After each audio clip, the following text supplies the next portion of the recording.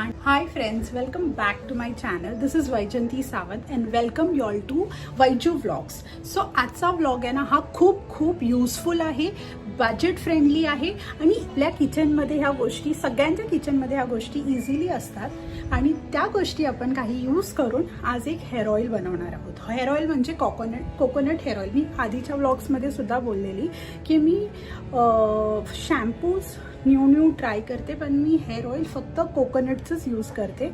मी कुठचंच hair ऑइलसोबत explore नाही करत. पण आता पोस्ट डिलिव्हरी माझे हेअरफॉल खूप प्रमाणात होतो आहे आणि ते आपली लॅक स्ट्रेस, एन्झायटी, झोप नाही मिळण्यामुळे आणि पर्सनल हॉर्मोनल चेंजेसमुळे प्रत्येकाच्या हेअरफॉल्स होत असतो. काही ना काहीतरी इश्यूज असतात.